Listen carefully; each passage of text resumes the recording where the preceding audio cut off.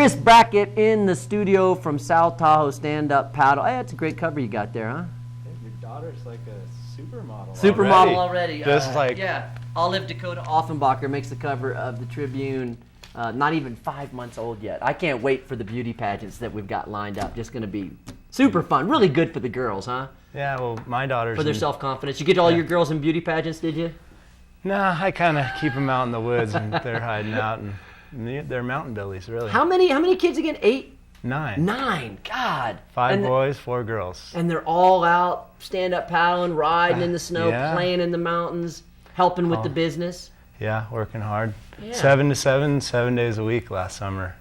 That's the awesome. older 4, 12. Yeah. And you homeschooled all of them. Yeah, everybody's been homeschooled. Julianne, she's my oldest. And how did you make that decision? We talked to someone earlier this week about homeschooling. How did you come up with the decision to do that?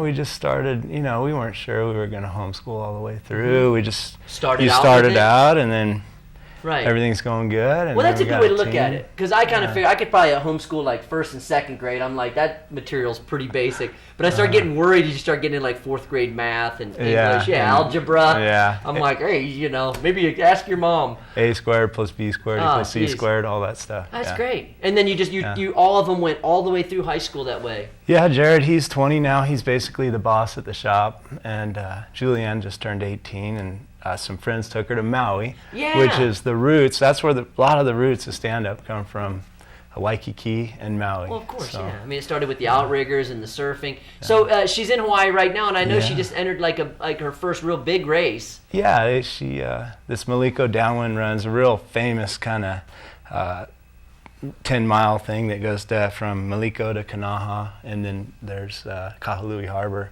Was that course they did, but she won her class. First time in the open ocean. It's gnarly, big swells. Is that right? Is it? Yeah, it's aggro, and she just showed up, and I think it's because of all the snowboarding and all that crazy stuff she's been doing. Just felt comfortable out there. Yeah, because if you grow up, I mean, like she's in the last few years been paddleboarding on Lake Tahoe, not much waves, and then you go to Hawaii. I mean, you're dealing with the ocean, so. Yeah, but when you're on the snow all year long, and she's hitting 80-foot jumps now and spinning 720s, and just. Yeah, I know she had a great season also on the snowboard, on the snow. Yeah. Can you get behind one of the paddle wheelers and get that wake and ride for a while? Oh, yeah. Have you done that yet? I haven't done it. That's like a dream. Have? Yeah, a lot of people have. It works. I'm sure they kind of frown on it a little bit, but whatever. I mean, it's not. Yeah, you kind of. There's no signs. Yeah, my buddy Tom Gant, he's done it in his OC1, and he's just like What's 5 that, ways. a certain type of surfboard? That's a single man outrigger canoe. Oh, okay. And then another fella, he's actually got a YouTube video. He put a GoPro on his paddle, and he's right there behind the Queen the whole way. Behind the Tahoe Queen? How far can you go? The whole way. All the way. Get out of here. Yeah. Ride one wave from one side all the way over to Emerald Bay. Yep. That is cool. Yeah, it is. I want to do it. Let's go. Yeah, let's go. I want to do it too. I'm in. That sounds really fun. I know last year was the beginning of the Wednesday night SUP series that you did down there on what we call El Dorado Beach. And actually Reagan last year. Oh, it was Reagan Beach. Okay, and then Eldo this year, right? Yeah, that's the plan. Talk about how it started and how few people, and then how we finished the summer with this series. Yeah, so last year it started out, we just want to get everyone together, kind of share the love and, have some fun. And 24 people showed up the first night. And it grew, we ran it 13 weeks, and we had swag from all the sponsors, and we fed everyone the best Mexican food in town. And he also cooks other good things besides Mexican food. That's at Lake Taco. But that was a big part. What did you do? Italian, Thai? Everything. Yeah. Chicken, all sorts of stuff. But chicken? He does chicken? Yeah. If you feed people, and we had music, who doesn't food, do chicken? Fun. Everybody does chicken, man. Every culture, every restaurant will do chicken. You guys have chicken? Sorry, we don't do chicken here. Yeah. So end of the season, we ended up with 106 people in the water. And then on the beach, you got 450 people on the beach at Reagan, packed. That's so awesome. Yeah, it brought the whole town together. Anything. The community. I didn't imagine that would happen. No, I know. The idea was just to get some people together. And you have I know your family, and you have a really good sense of community and bringing people together. Anytime we do it, it's great. Just to go out and play in the lake or whatever. This year's unique because it sounds like you guys have gone through all the red tape and jumped through all the hoops to get the concession at what we've always called El Dorado Beach. Right. Yeah, that was a lot of work, and they chose us. We're happy to be there, and going to be a lot easier for us this year. We were hauling 50-plus boards down to the beach, Reagan, from the shop on a flatbed truck and this trailer and boards stacked on top of boards. There's a lot of work. This year it should be. Yeah, that'll make it easier because you'll be able to store them there then, right? Yeah, just store them there. And we made it affordable. If you didn't have a board, it was only $15 for the board. So. I know you can do classes at the college. Seriously?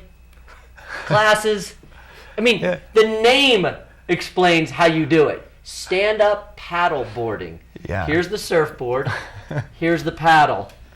Yeah. What do I do? I don't really get it. Some people like to sit down or go on their knees, and we always tell them it's not sit-down paddle. It's stand-up. Yeah. You got to stand up. Yeah. But that is true. There are some people just need to have a class that.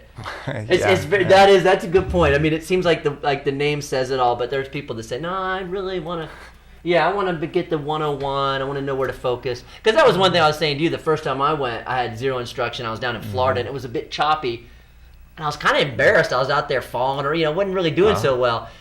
I needed a lesson. Then I came back and got into Lake Tahoe and went with my buddy Dell, and he said, "Don't quit staring at the front of the board. Stare out there, and which seemed like a simple thing. Keep your eyes on the horizon. Yeah, it's really. So I should have taken that 1-minute class. Yeah, 30-second class. This is the best part about stand-up.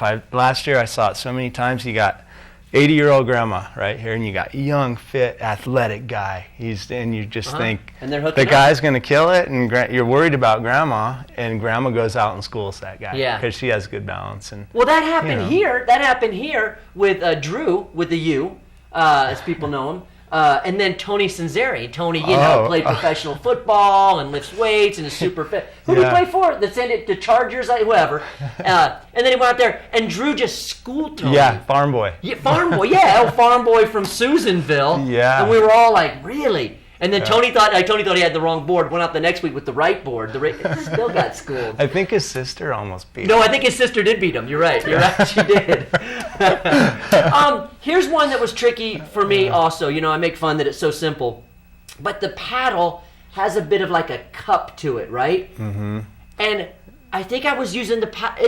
It's counterintuitive, is it not? The paddle, it's got this angle on the blade, and when you first start out, you spin it this way. You think it's a backhoe. I'm going to dig. It's more powerful, but it's actually the other way. It is the other way. Yeah, because when you reach out, the paddle goes in the water full depth, and then at your feet, that's the end of the stroke. And if it's going this angle, it's actually pulling your board down into the water that way.